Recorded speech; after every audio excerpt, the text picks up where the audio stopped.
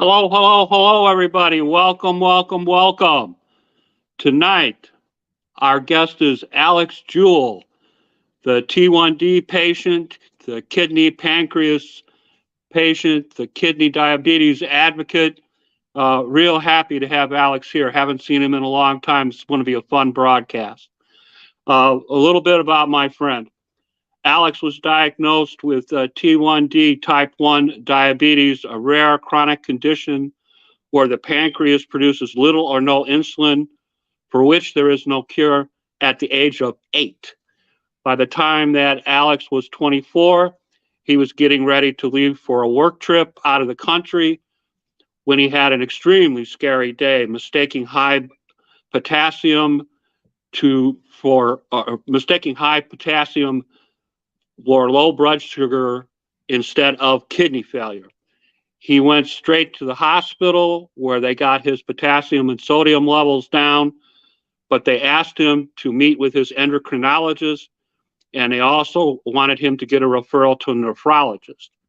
The gravity of the situation hadn't quite hit Alex yet, but eventually it caught up with him after having more appointments and labs done. His docs took a new strategy to just control his blood pressure and sustain what was left of his kidneys until he matched for a kidney transplant. In 2017, Alex met his wife, Jordan, Jordin. By this time, Alex was already suffering from macular edema, swelling in part of the retina, the light-sensitive area of the tissue in the back of your eye, resulting in blurry vision caused by diabetic retinopathy. And at this point, he had been waiting 2 years for a kidney pancreas transplant. And if I have my dates right, he's been having eye issues for quite some time. So we'll talk about that. On July 7th of 2022, Alex had eye surgery called PTK to heal his recurring corneal erosion, which included lasering his eye and scrubbing off the top layer of cornea so it could grow and heal. The day would finally come 3.5 years later on August 16th, 2019 at Rush University Medical Center, where he was graciously given 2 organs, a kidney and a pancreas, about a month and a half before his wedding on October 25th, 2019. The transplant would mean Alex was no longer a diabetic. Luckily, recovery and life after transplant has been smooth sailing until a bout with rejection that he experienced over his birthday on October of 2022. In Alex's own words, after throwing everything in the book at the rejection, we got things stable and saved the kidney. Alex and his wife, Jordan, are volunteer advocates, including marketing and members of the Young Leadership Committee for the T1D Champions, for the JDRF of Illinois, trying to turn type 1 diabetes into type 9 diabetes. Please give a warm welcome to our friend, Alex Jewell. Alex, how you doing tonight? Good. Thanks for having me, Jim. It's a great intro. A lot to dig in there. Well, we're trying. Well, yeah, I'm happy to be here and share my story. Did I state everything correctly in the introduction? Is there anything that I got wrong? No, I think that was all pretty accurate. Okay. Please tell us a little bit about where you grew up, your educational experience, your employment history. Yeah.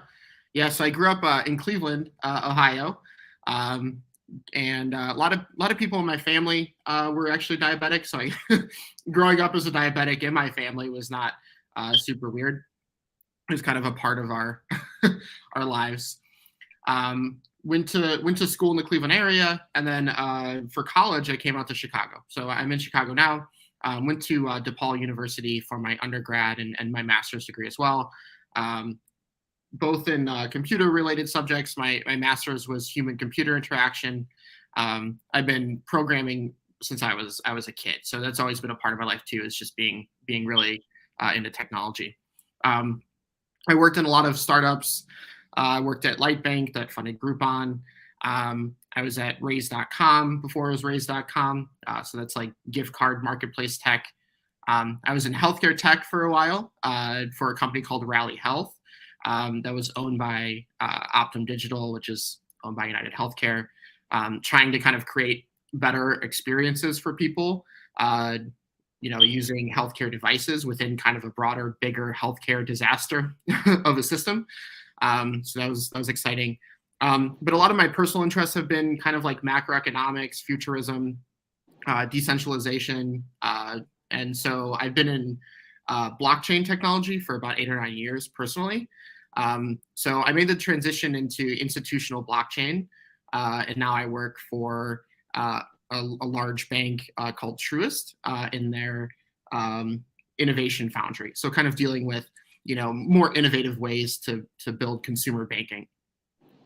Okay. Just as a point of reference, because so much of our discussion revolves around your birthday. When exactly is your birthday?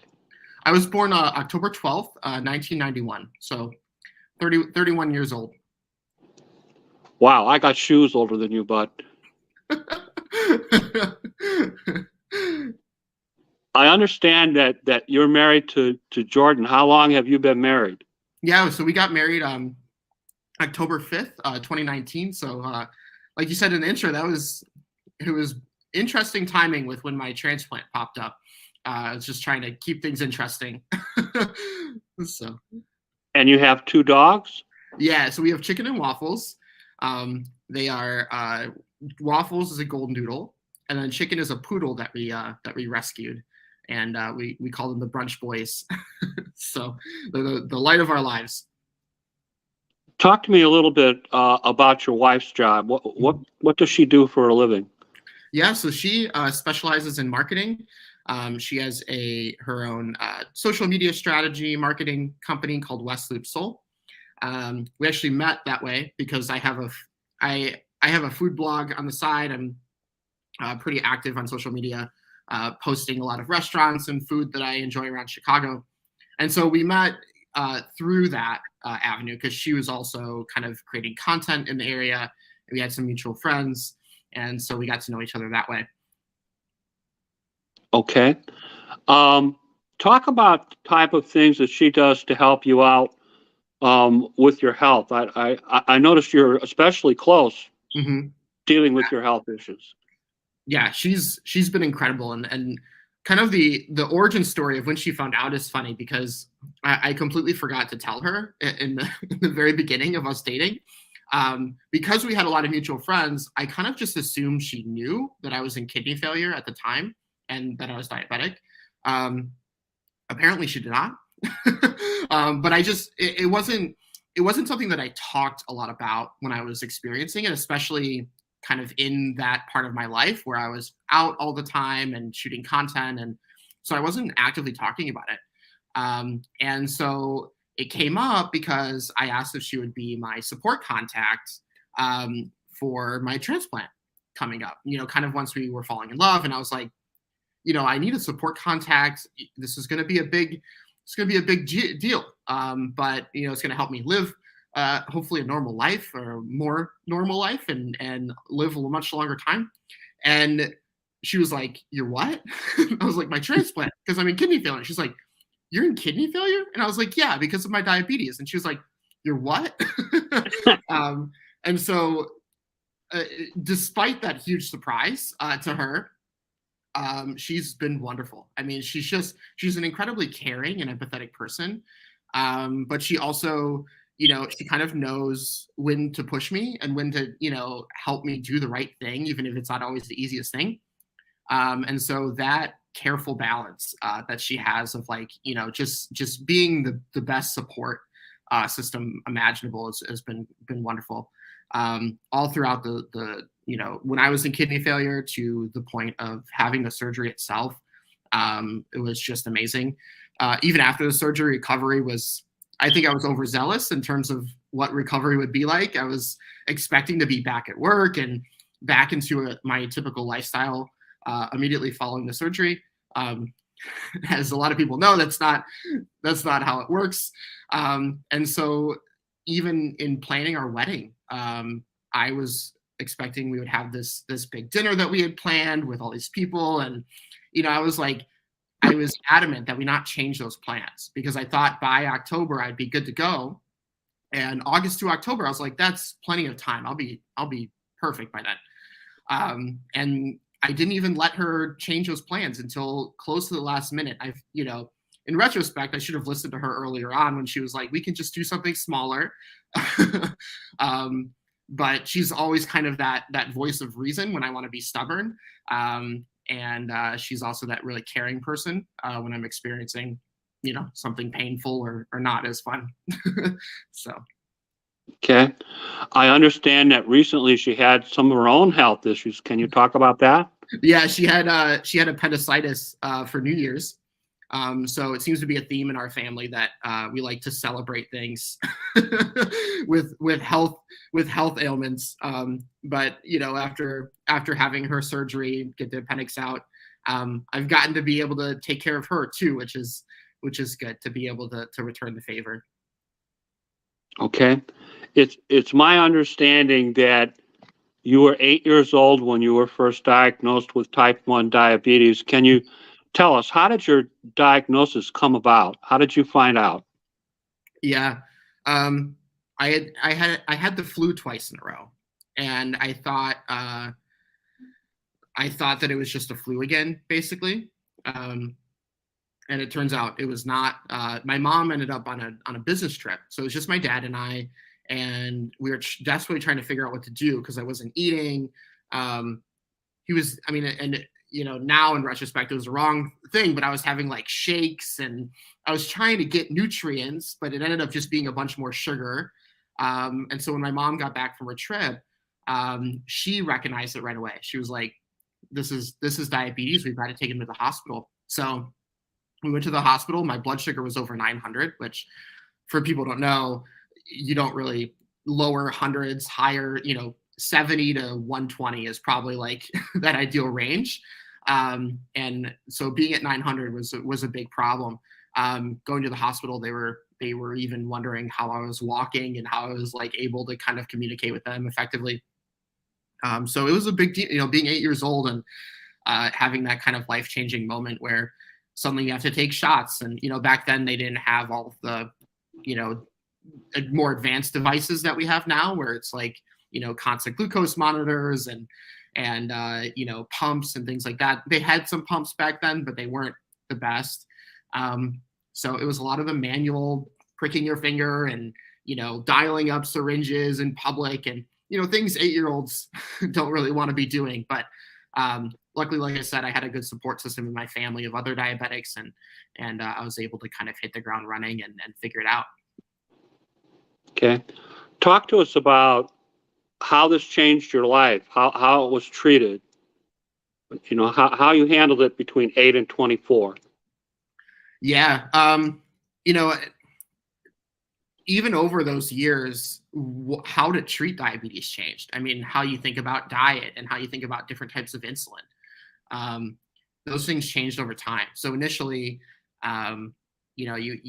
you had maybe a couple different insulins. You're probably trying to do some like combination of long-acting insulins with short-acting insulins. You're doing long-acting insulins to keep like a stable blood sugar all the time, but then you're doing short-acting insulins to manage a certain amount of carbs. But how you counted carbs changed. So, as medical science evolved over those years, I mean, it sounds crazy, but because it was like it doesn't seem like a lot of years, but from the moment that I was 8 to the point where I was in college, let's say, how you count carbs changed, the devices changed, the types of insulins changed. And so it's pretty interesting that things do move that quickly. But yeah, initially it was a lot of just drawing them insulin syringes, what types of snacks to eat. There wasn't a ton of consensus on. So I was eating a lot of like Little Debbie's to like bring my blood sugar up or things like that. And eventually by high school though, I really got into running. So I was running a lot of like road races. I was running cross country and track for school. My parents never wanted diabetes to sort of hold me back from having a normal life. So that added new challenges to managing blood sugar, of course. Especially lows, because when you're out doing a long run, you have to have gels and things with you to kind of be able to bring it right back up pretty quickly. So there was a lot of instances where we had to kind of adjust and figure out the best ways to do things there. A couple scary moments, I'm sure, with my parents, of trying to figure out, like, oh my God, he's, his blood sugar is super low. What do we do? He's in the middle of a race. So we figured it out. But, the interesting thing is, getting to kidney failure by 24, a lot of people might assume, like, oh, maybe his blood sugar was completely out of control. Maybe the diabetes management wasn't completely there. And, surprisingly, that wasn't the case. Like, especially once I was super active, I was taking pretty good care of my blood sugar. It's sometimes just those subtle differences of, like, oh, I'm going to be running a lot this week, so I'll keep my blood sugar just a little high, just so that I'm not afraid of getting low, right? So it's sometimes those over adjustments, but not extreme adjustments where you're mostly okay. Those over that many years can really come back to bite the rest of your body when you have diabetes for that long. Okay. Talk to us a little bit about this occasion when you were 24 years old. You're about to go out of the country on a work trip, and all of a sudden you're having issues and ended up in the hospital. What happened there? Yeah, I was working for a company called Fiverr at the time. Fiverr is like a freelance gig economy website, and I just started my job like recently, within the first couple of months. And I was in the office. This was, obviously well before the pandemic. So I was working in an office in the West Loop. And like I said, it was kind of a new job. I was trying to impress people and get up to speed. And I had some low blood sugar in the morning. So I was correcting that with juice. I was trying to drink, like, I think it was pomegranate juice or something. I was trying to drink juice, bring it up. And I was still feeling like really confused. I wasn't able to pay attention to meetings. I was in them. I could I knew that people were talking, but I wasn't like absorbing what was happening around me. And my blood sugar had actually come back up to normal. So I was very confused why I was still feeling low and like not aware of my surroundings. And I didn't feel well, but it wasn't my blood sugar. And that's always a moment, especially when you haven't had a ton of like major health issues other than the diabetes itself. This felt very new. And I had a really bad headache as well. So I left work. I told them, I have to go home. I don't feel well. So I went home, tried to sleep it off. That didn't work. So I went to Rush, and I had actually never been to Rush Hospital in Chicago.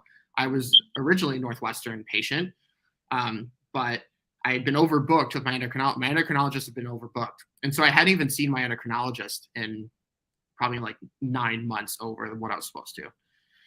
So, I had no idea where my labs were at. I had no idea what my current condition was. I was a 24-year-old, felt fine most of the time. I didn't know anything was happening at all. And sometimes that's the scariest thing with kidney disease, is you don't really know. They kind of call it the silent disease, right? Until something really bad happens, you don't really know what's happening. You might chalk up being tired to, doing, other factors. And especially because I was starting to food blog by that point, I had a very active lifestyle. So I was like, oh, maybe I'm just tired because I've been out all week. I've been doing all this extra stuff. Maybe I'm not feeling well because I had this big influencer dinner that I had food, and so you start, in retrospect, you can go back and kind of notice some of the trends, but at the time when those are happening, you have no idea that it's your kidney. So I went to Rush. They got my level stabilized, but it turned out that a lot of those symptoms I was experiencing were due to high potassium levels. So they got those stuff down. My blood pressure was like through the roof. They got that down, but they basically said, you're stabilized, but you have to talk to your endocrinologist, and you also have to talk to a nephrologist. And that, it didn't really hit me yet. I was like, okay, yeah, when I get back from my work trip, I'll do those things. And they're like, no, you need to see your endocrinologist first. So I saw her, I get my labs done for her. And literally as I'm packing for my trip, I was going to Israel for work. As I was packing for work, she calls me and she's like, you need to go to the emergency room right now. And I was like, what are you talking about? She said, your kidney function has decreased significantly since you were in the hospital. And I was like, oh, that's crazy. I was like, you don't understand though. I have to go. This is like a 10-day trip. I have to do this for work. She's like, you cannot go on that trip. You're going to be out of the country. You're going to die over there. And I was like, I'm sorry. I've got to go. I was like, I'll check back in when I get back.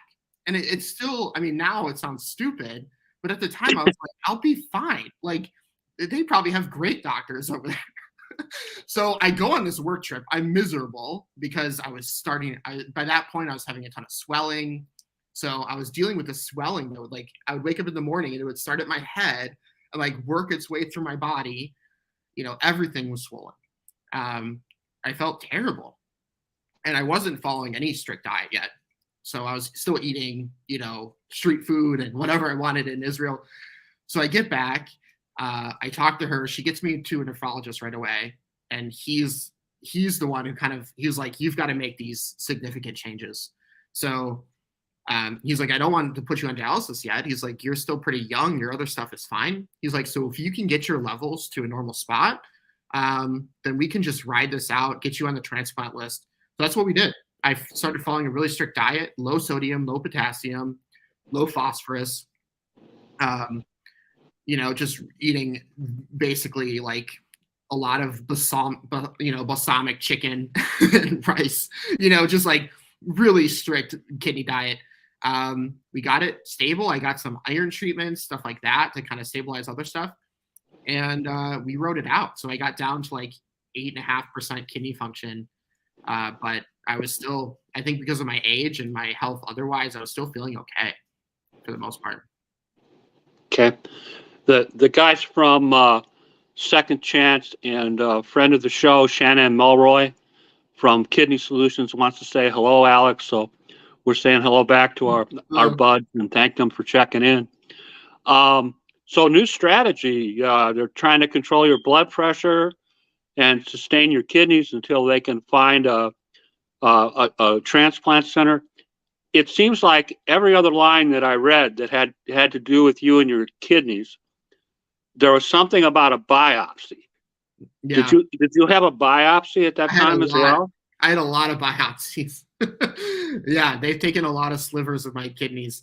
At first they kind of wanted to confirm why. Even though I had diabetes, they could kind of assume. Rush did I got every test. So, they did everything from a blood gas test, which honestly, out of all the stuff I've been through, a blood gas test is one of the most painful things where they go into your wrist to get blood from a deep artery, to the biopsies, which, you're fully awake for. They have this gun. It's like a biopsy needle, but it's when it goes off, it sounds like a gun. And they take a sliver of your kidney out with it, and they just look at the cells, figure out what the damage looks like. It helps them determine cause of your kidney damage. So initially, it was just identifying the cause, but then after that, once I had my transplant, they maybe do a few here and there. Just as maintenance, they just want to double check. But I've had a weird relationship with some of my labs. So they do some labs to look at the presence of your donor specific DNA in your blood. One of the tests is called an AlloSure test. It's not completely standardized. There's a lot of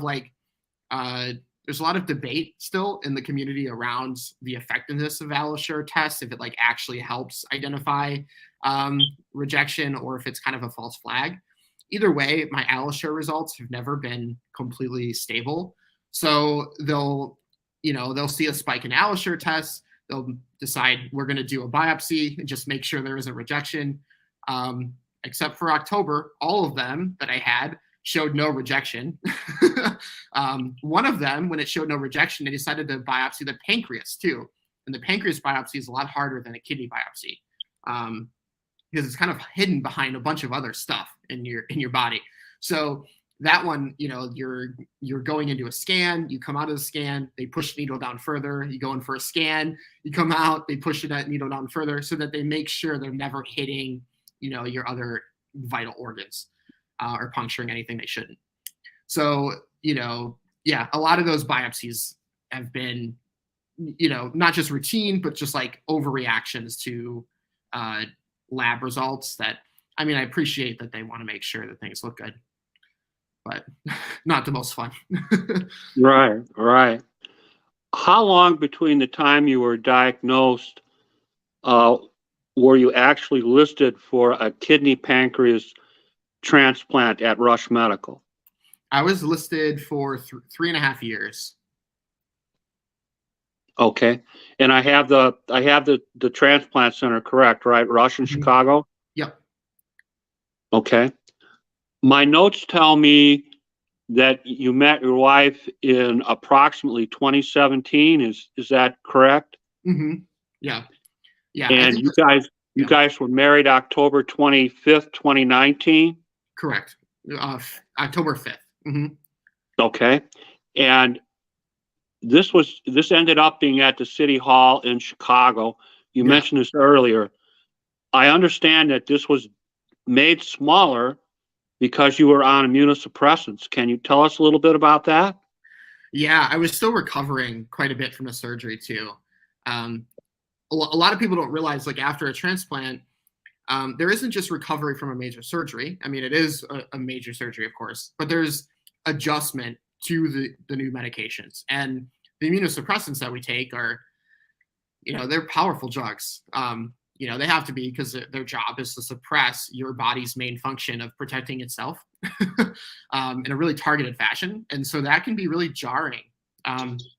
So for months after your transplant, your team you become a bit of a science experiment. They're adjusting those levels. They're looking at your labs, and they're adjusting your medications to kind of match exactly what they think those levels should be at for to sustain the organs and make sure your body doesn't attack them.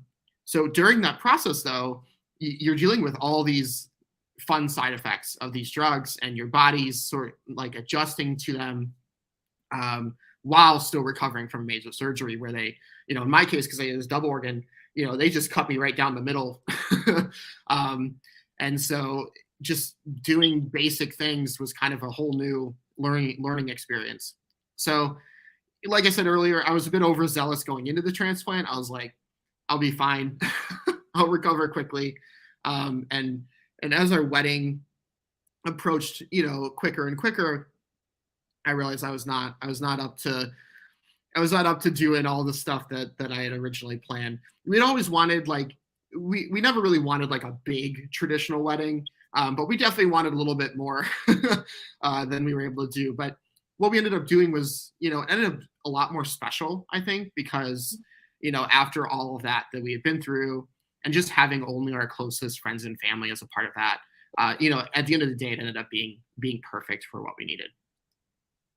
Okay, and I want to tell everybody, Alex, in the comments to the original broadcast on Facebook, which is pinned to the top of my Facebook page, all these things that we're talking about, all the medical things, are in the comments. The link to Rush Medical are in the comments. So if you want to drill down a little bit and learn a little bit more about what's going on with Alex, you can find information there. So at the time you met Jordan, you were already suffering from macular edema caused by diabetic retinopathy.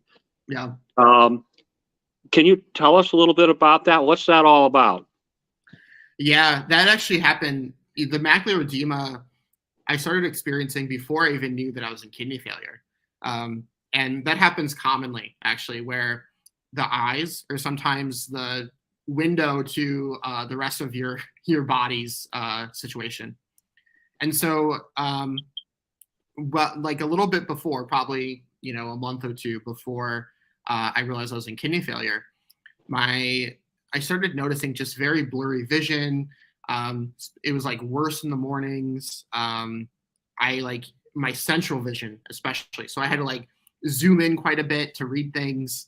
It was getting pretty bad. And my initial thought was, oh, I just need a new glasses prescription.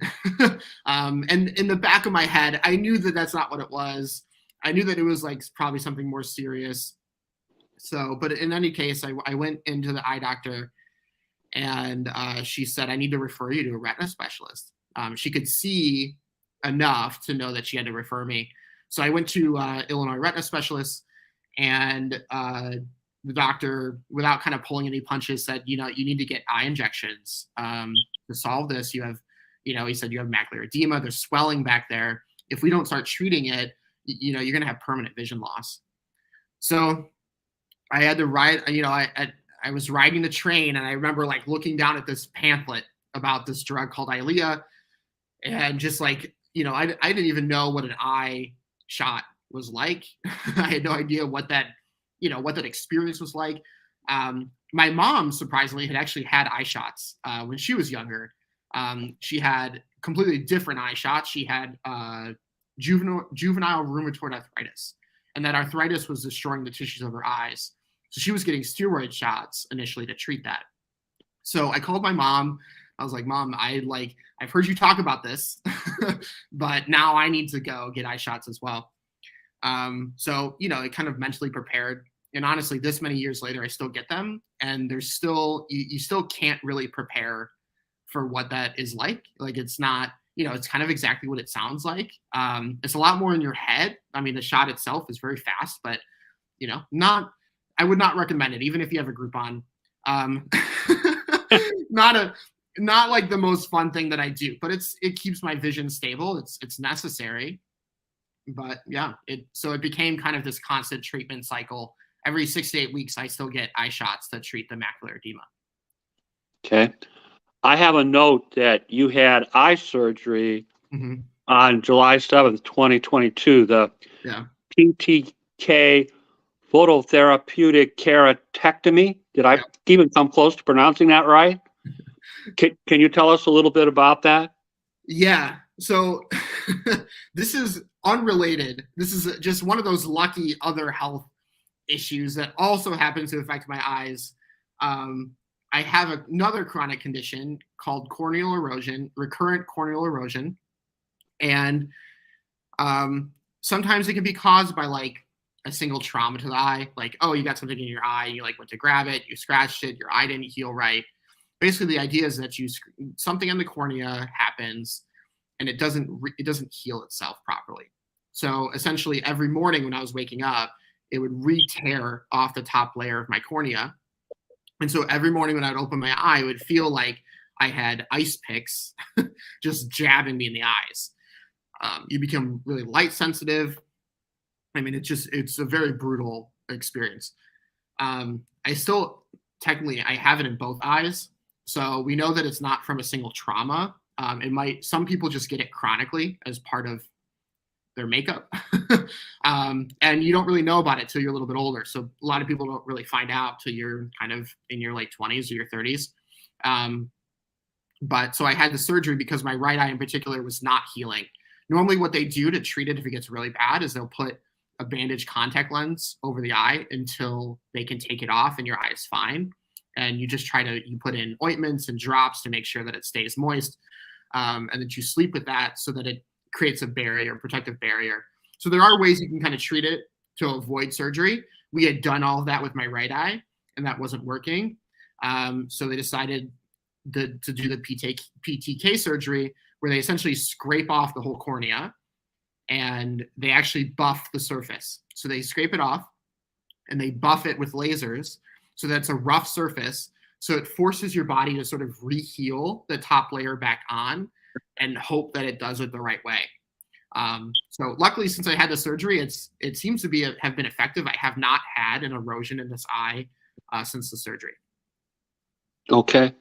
Let's get back to kidneys for a minute. Yep. I understand that you had your kidney pancreas transplant surgery at Rush Medical on August 16th of 2019. How did that come about? Did you get the call? Did they have this scheduled already? What happened? Yeah. So a lot of people, when you're on the list, you get calls. Sometimes those calls don't go through.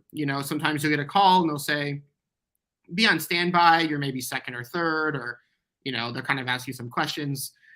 So I got the call. This was maybe the fourth or fifth call that I had gotten. So I wasn't taking it seriously yet. But they said, you're actually kind of first for this one. So kind of be ready to go. We'll keep you updated. It was near the end of the workday for me. I was at work and they called me near the end of the day and they said, you're first. It's going to happen. You should be here by midnight. So, I rushed home. My wife and I started playing, what's my last meal going to be like? You kind of imagine what this moment's going to be like, but in the moment, you're like, I guess I'll just do my normal thing until I have to go there. I made the mistake of having Indian food for my last meal. I don't know. In retrospect, that was a really bad idea because I don't think I realized how actually physically nervous I was going to be. So having a whole Indian feast before I went to the hospital was a really bad move. So we get there. I had to check in through the emergency room because at that point you can't check in through the normal process. So I check into the emergency room, go through the process. A lot of the times they ask you questions. They have to legally tell you the story of the person, your donor, how they died, any risk factors that there might be. So you kind of have to prove based on those details if you want, if you think it's a good match. And they start the process. So they're doing the surgery to remove those organs. Your surgeon's removing those organs while you're getting prepped to have them put into you. So that began the journey. Okay. Your wife wrote that the transplant took a long time. Was it 8 hours, 10 hours, something like that? Yeah, it was like 8.5 hours. Okay. And this came about a month and a half before your wedding, correct? Yeah. All right. And the transplant meant, because it was a kidney pancreas transplant, that you were no longer a diabetic, correct? Right. Mm-hmm. Yep. Did you have any complications, issues, or problems immediately after transplant? No, I was really lucky. The organs started working right away. The pancreas especially has been fantastic. Yeah, both of them started working right away, so there were no complications immediately following it.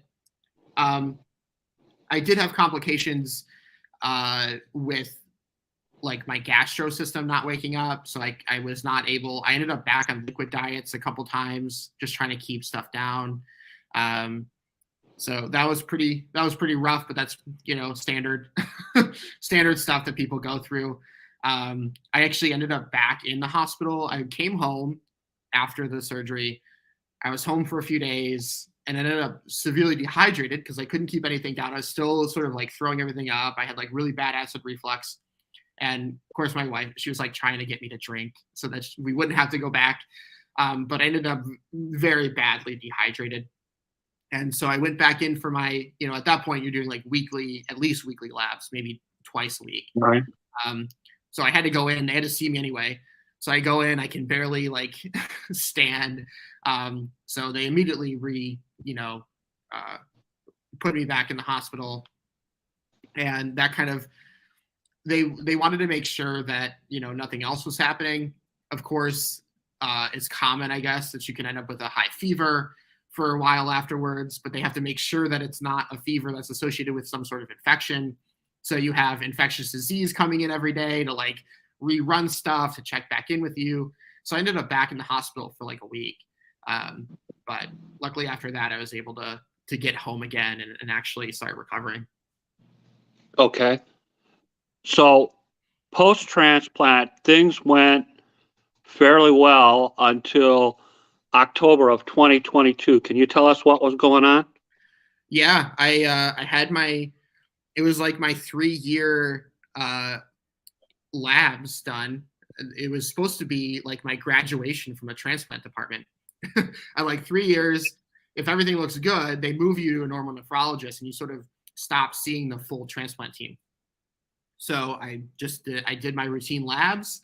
I wasn't feeling bad or anything, and everything was normal. And they give me a call and they said, that some of the labs were pretty surprising, and that they needed me to come into the hospital, that they had to make sure I was in rejection.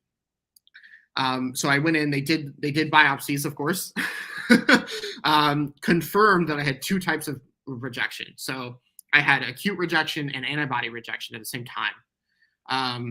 And so that's kind of why they started treating it with everything under the sun, because they had to treat both types of rejection. Okay. Another biopsy, no doubt. Yeah. Yep. That's how they confirmed which types of rejection there were. They could actually see in the cell layers, like, what type of rejection was occurring to damage the kidney. And you were actually readmitted to the hospital on your 31st birthday, October 12th? Yep, I was readmitted on my birthday. Yeah. And you were there for a while.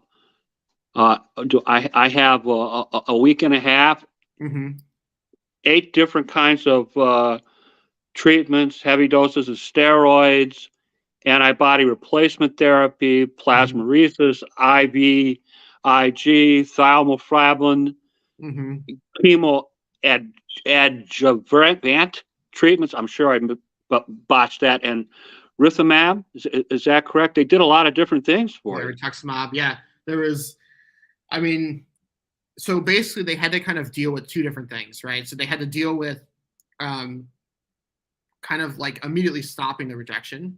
So that's where they come in with the strong steroids. Those are never fun, but those have kind of been standard for a long time. The ways that they deal with the antibody treatment are a bit more extreme, because the antibodies are sort of the problem. You can't sort of just stop the rejection and then hope it doesn't come back. You have to actually remove the antibodies that your body has now generated to target your kidney itself. And so that process of not just removing the antibodies, but also replacing healthy antibodies, it becomes kind of a juggling act. And so the plasmapheresis removes all of the blood in your body. It looks a lot like dialysis when it's happening. They put in a temporary chest port and all of that to do the process. And so they take all the blood out and they separate your plasma, because that's where the bad guys are. That's where those bad antibodies are. And they replace it with healthy donor plasma. And then they, excuse me. And then they bring it all back in. So they had to do that a ton of times. And then they also have other antibody replacement therapies. A lot of them are very chemo adjacent. Things like IVIG and thymo, rituximab. These are often things that chemo patients go through as well, because they, it's essentially an act of stopping your body from doing the wrong thing. So yeah, that was a lot of new experiences in terms of the treatment. Okay. I understand they were able to save the kidney. Is that correct? Yeah, both organs. Yeah, it was. It seems to have been successful. I'd say that my kidney functions probably, it's not exactly back to where it was, but it's back in a range where we're comfortable with it. So it's stable. So that's the important thing, is that now it's back stable at this level. We can kind of maintain my immunosuppression levels where they're at, and just, keep an eye on it and monitor. Okay. Let's talk about your advocacy work, your volunteer work, for 1 minute.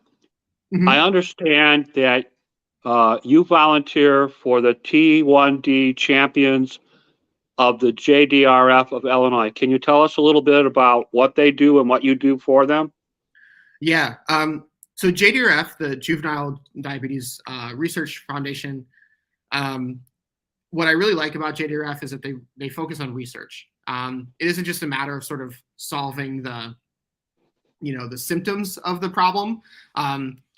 It's sort of like looking at how can we use scientific development to understand not just development of better devices, not just development of like better understanding, a lot of these autoimmune disorders themselves, but how do we actually prevent people from getting it?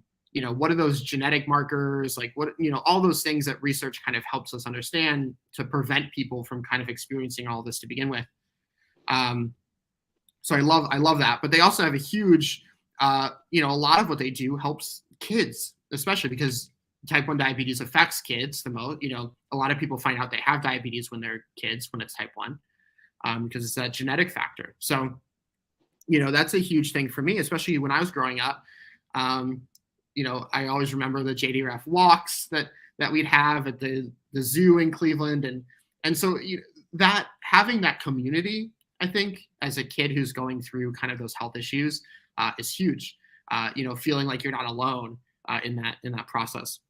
But I actually wasn't involved with it until I ended up with kidney problems. And I realized like this is a moment for me to kind of stop pretending that I don't have these health issues and, turn all these experiences that I've had and turn what I'm going through into positive energy that I can put back into these nonprofits, and I can, dedicate some of my time to helping other people have a better community and better resources to deal with it and not feel alone.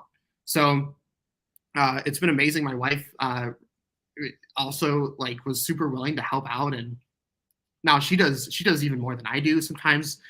And so it's just really special. So in the, we've volunteered across the board from, the JDRF walks themselves, just like being on the committee to help set those up.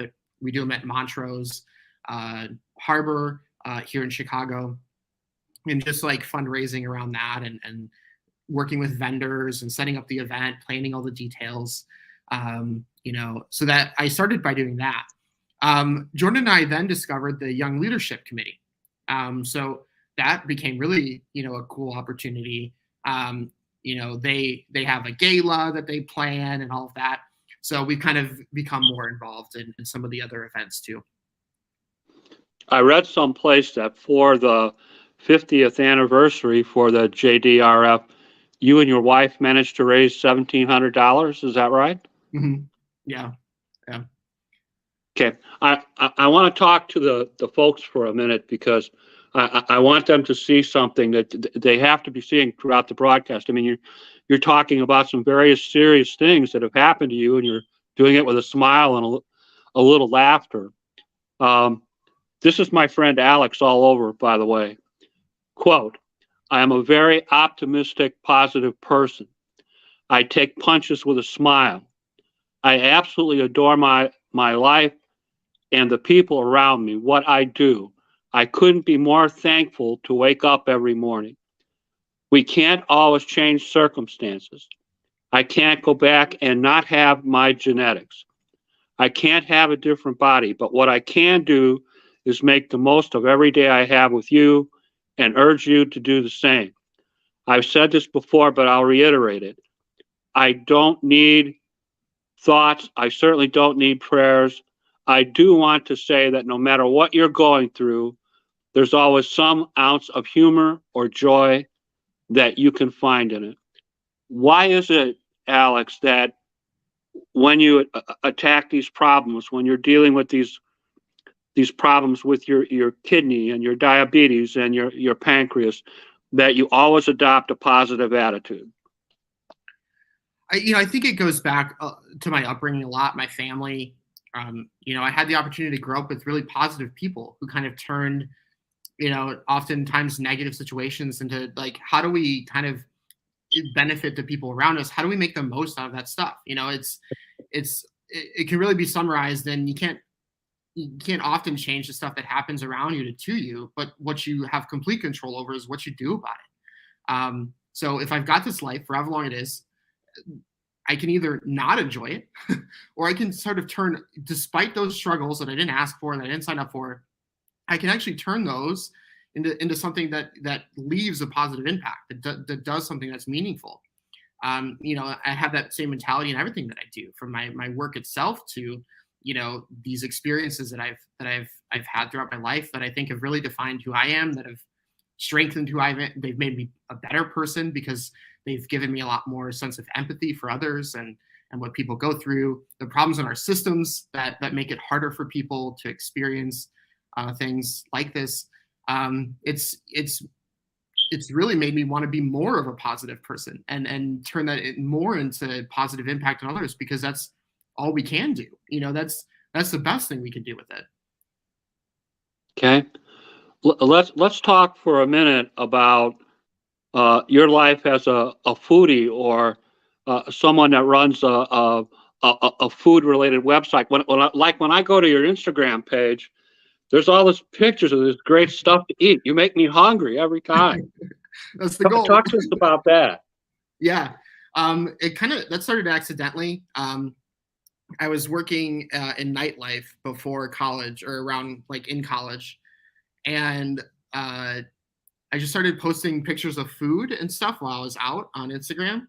And I think it was around the time people sort of transitioning away from larger media, traditional media, and kind of following real people on social media. So some of it was the right place at the right time. But I've always loved taking pictures.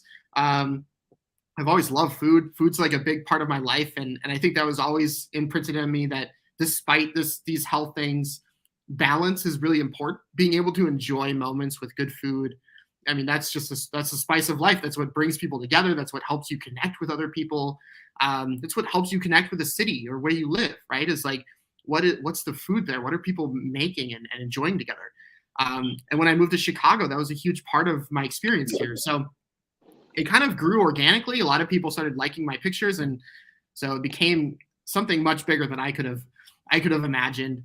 But I still love having that balance in my life, of being able to share my love for food, my ability to have that balance in my life, and help highlight, especially over the pandemic, that became really important, highlighting, the wonderful chefs and restaurants and stuff that being able to help them out. In that city, in Chicago, believe me, this is a lifetime preoccupation, my friend. Yeah, there's no shortage at all of good food. Do you have any final statements or remarks that you would like to make before we close the broadcast for the evening? I would just I'm really thankful that we got to catch up, Jim, and I'm really thankful that you gave me an opportunity to share my story. I think, if somebody tells you to take care of something or go get something looked at, or you feel a little bit off, it's always good to just get things double checked. I think a lot of my stories, individual instances were me being stubborn and me kind of putting off dealing with something right away because I was too busy or preoccupied. You gotta, when you put your health first, you can it's always better to know everything you can. Be your own advocate, know what your labs mean, know why they're important, know what your drugs do, know when to go see a doctor. If you don't know those things, then you get hit with surprises later, and you're going to have to experience probably a lot harder of things than you just sort of deal with things right away. So that's one. If I had to punctuate it with any lessons that I've learned, it's that if something's going wrong, deal with it and learn about it as much as you can, because doctors have niches, right? They know one thing really well. And when you have a team of doctors, they all know one thing really well, and they can work together as a team to make really good decisions. But when you know that holistic picture as well, and you know all of those different moving parts for yourself, you can work collaboratively with that medical team, right? You can work with them to figure things out and to move forward. So that's also a little caveat. Make sure that you're collaborating with your medical team and you're not sort of isolated from them. And I think that works out as well. But that's advice that I'm still working on myself. My wife is always reminding me that I should go see a doctor if I complain of a little ailment or something, and she's like, "You should go to the doctor." And I'm like, "Not yet." And so it's always a work in progress. But these are the lessons that I've learned the hard way. Okay. Well, Alex, I want to thank you for coming on tonight and sharing your story. It's great to catch up with you, and you're just an awesome kidney story, and I love the way you approach it. Lots of humor and lots of positive vibrations coming out from Alex Jewell tonight. So I appreciate very, very much. I'm going to talk to the audience about some upcoming broadcasts. So we'd like to thank you. And if you'd like to go, you certainly can leave. You can hang around, whatever it is you'd like to do. All right. Thanks, Jim. It was great catching up. Always love your energy too. And I appreciate it. We'll talk soon. Yeah, great. Please tell Jordan I said hi. I will. All right. Bye, everybody. Thank you. Good night, Alex. Take care, buddy. All right. That's our broadcast for tonight. So let's talk about some of the things that are coming up, or hopefully are coming up. Dr. Sandra Caseta, a gastroenterologist and hepatologist, is going to talk to us about diversity in the physician's workforce, and she had a great deal to do with the change in the GFR rule. If we can get her on, love to talk to her about that. Shawana and Anthony Mansfield are on the broadcast on the 10th of February. One of the guys that tuned in tonight, one of my heroes, Philip Jones Jr., is going to be on the broadcast on the 17th. We're going to talk about his kidney issues and, of course, his broadcasting and his advocacy. On the 24th, we're talking to world traveler Mark Scotch. Mark does a lot of traveling to raise awareness for kidney disease, and we want to talk to him about his project. On the 31st of March, there's a period of time in there where I'm going to be out of town, NKF stuff, AKF stuff. So in March, they keep your Uncle Jim busy and on and off airplanes. On the 31st of March, Bobby Reed is coming on the broadcast. We're going to talk about Bobby's situation with her son, Alex. He's recently back on home dialysis again, and we want to make sure that we get the word out that Alex is looking for a kidney transplant. On the 12th of April, and I'm going to mispronounce this and apologize up front, Maria Grijalva is on the broadcast. Just won an award, the Celeste Award from the National Kidney Foundation. Tremendous doctor, tremendous advocate. We want to get her on the broadcast. On the 21st of April, Stephanie Lynn Mosier is on the broadcast. Steph is a Gitterman's patient, which is a really rare disease, and also a PKD patient. She's having ups and downs. I read today she's back in the hospital again. So we want to get Steph on the broadcast, and that should be a real interesting discussion. So we have things going on. I'm lining up dates in May and June and July. So make sure you watch this space, and I will be talking to you soon. You take care. Have a good evening.